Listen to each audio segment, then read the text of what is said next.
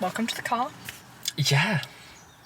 This is a safe space This is a safe space, yes. for chaos. Absolutely, of course. Oh no! I actually don't know what to say. Well, this is our first episode. First episode of the Healing Mic. The Healing Mic podcast, yes. So I'm Caitlin, And I'm Tom. and we are here to talk about mental health and the factors that kind of roll into it and things that it creates. You know, mental health can cause an absolute storm sometimes. Sometimes, try all the time. But yeah, I run a music therapy business. We work very much in the mental health side. Lots of chaotic things going on. Well, myself, I'm a full-time content creator and on YouTube as well. For example, Bent Spine. That's mine. We'll drop the ads. And over there, we are a gaming channel, but we also strive to try and make people laugh and bring people together through gaming as well. So that is okay. We'll cut that out. That is our aim over on my channel and over on the Discord server as well, which I am also a part of. I created as well. We're looking forward to getting that on and getting that sorted because it's really important that you have a safe space to talk about these things. It's not easy.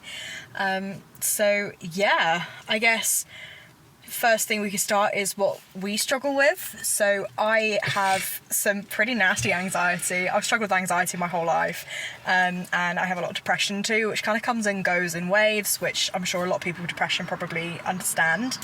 I've got loads of different sections of anxiety. I guess I've kind of got like I got really bad health anxiety. You know, if I get a headache, I'm like, oh my god, I'm gonna have a brain tumor. Yeah. Like I don't do health very well at all, and I've got chronic illnesses, which makes my life a whole load worse. I've got really random anxieties about like chicken, and like I have a full-blown panic attack over cooked chicken. Yeah, cooked chicken. I thought you just meant like the chicken animal. If you see one, then you can't. No, like actual live animals I love, but like the dead ones. Oh wow! Okay. Right. Not the dead ones. The food.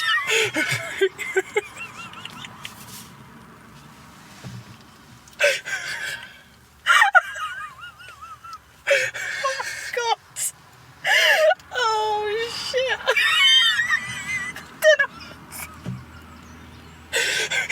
Just the dead ones. Right. Okay. Oh my god, but I was meant to say like, you know, like when they're a little bit pink inside still. That's undercooked chicken. Yeah. Yeah. Okay. Because that's when it's pink, is when it's undercooked. Yeah, but like just in general, like I have so like, you know when you cook chicken it's really moist. Yeah. And it's like really juicy. I get really paranoid that it's pink inside, and I'm looking at it and my brain's tricking me into thinking it's white when it's actually pink. Oh wow. Yeah, it's crazy. I did not know that. Yeah, so it's really random things Wow. like that. So like my anxiety kind of built all these random things. I could be terrified of one thing one minute, next thing not. Yeah. Like terrified of bathroom fans. Petrified of them. What, the bathroom fans? Yeah, Like, yeah, can't do oh 'em. wow. Absolutely terrified of them. I am fully convinced that it's going to break, it's going to come out, it's going to cut my head off, or it's going to spin so fast and suck me up. What, just the spinning ones or the electric ones as well? All of them. All of them? All of them. I can't do fans. I'm fucked in summer, you know. I'm a Yeah, big girl in yeah. summer, you know. And trying to like, you know, keep yourself cool and stuff. And yeah, no, I don't do fans at all. The bathroom ones are the absolute worst. Is it all fans or just the bathroom fans? Bathroom fans mainly. Some fans get me a little bit, ooh. Like the little hand ones are fine. Yeah. Yeah, because they're not going to kill me if it breaks.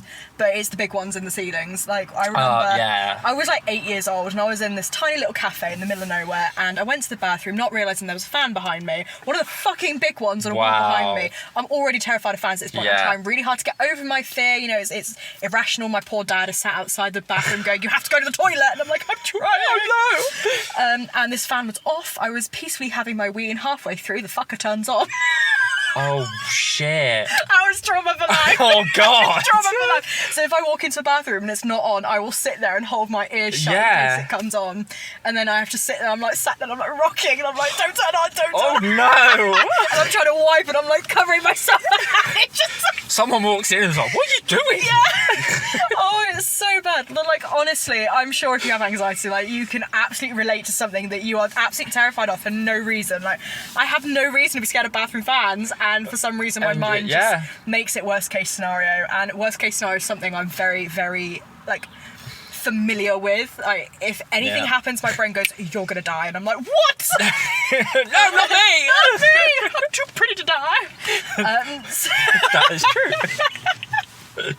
so yeah, you get all this like chaotic stuff happening, Yeah. and it's the same with depression as well. It comes at the worst time possible. My business is booming, the Yeah. sun's out, everything's happy, and I'm sat here and I'm like, I want to fucking kill myself. Yeah. And I cannot explain why. I cannot tell you why it's triggered, why it's carrying on, why it's not going away.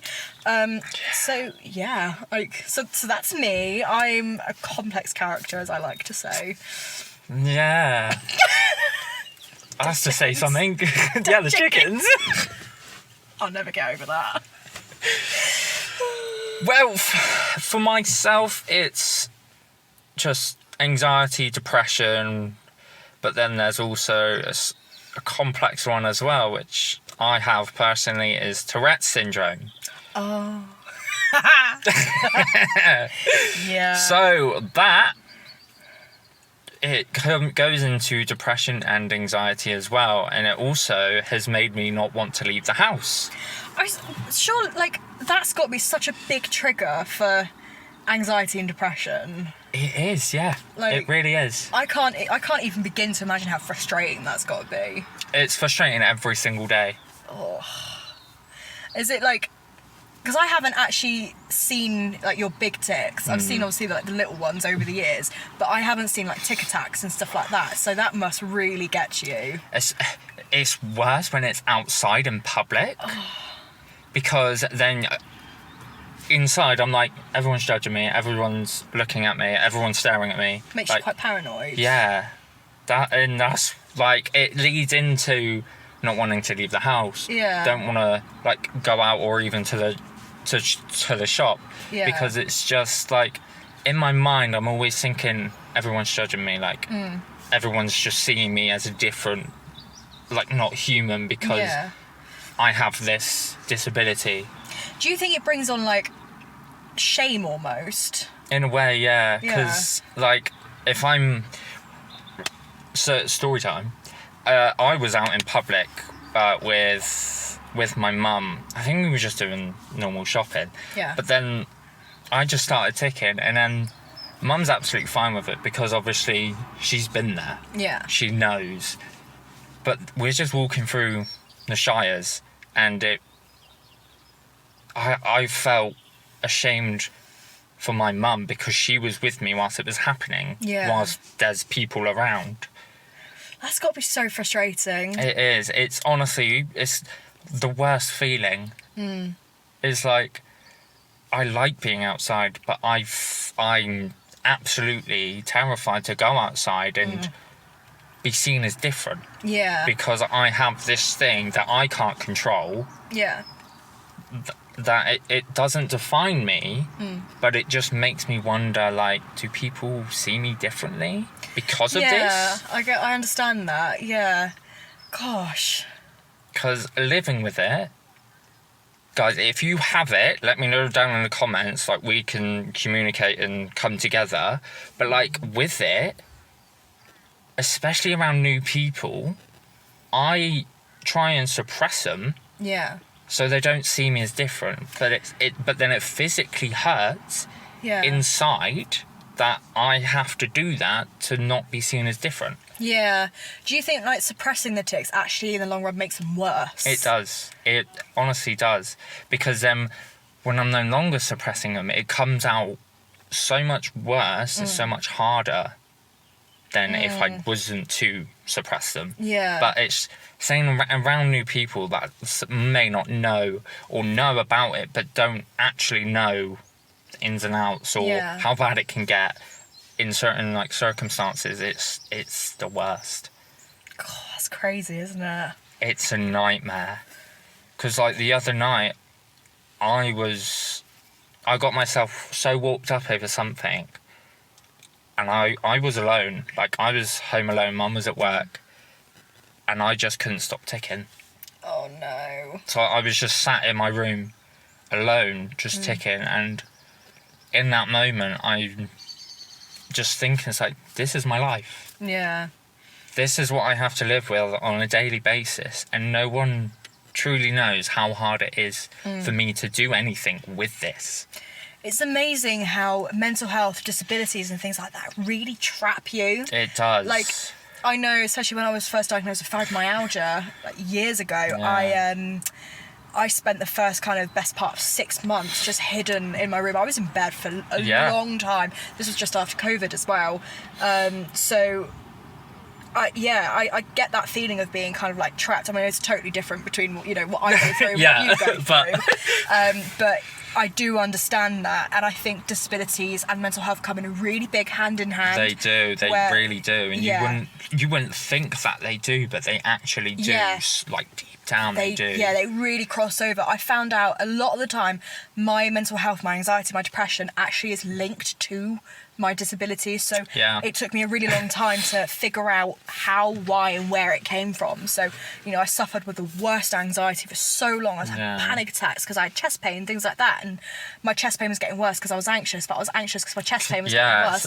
Turns out it was costochondritis or something like that. Basically, the muscles in the middle of my chest get so tense they contract up. That's what was causing it. Right. So what I thought was anxiety actually wasn't. No. So it's little things like that where I think mental health is just such a card that's just from doctors just go bang, you've got anxious. Especially like, I'm not sure about your experience, but as a woman, it's very quick of, I feel something, bang, anxiety, here's some depression tablets, you'll be fine. See, that is the same with me. The amount of times I've gone to the doctors and they was like, oh no, it's just depression or anxiety, and it's like, oh, we just up your medication. Are you diagnosed anxious? No, they've just put it under mental health disorder. Really? Yeah. That's insane, because I found as soon as I was diagnosed with anxiety, it is used for everything. It is, you know, my depression's kicking up, it's just your anxiety, here's some tablets. Like, it's amazing how fast they are to just go, right, here's some tablets. But if you're in pain and you're asking for painkillers, they're not going to give it to you. No. Like, it's crazy. See, with mine, it's because they've declared it as mental health disorder, but then they've also got Tourette syndrome on top of that as well.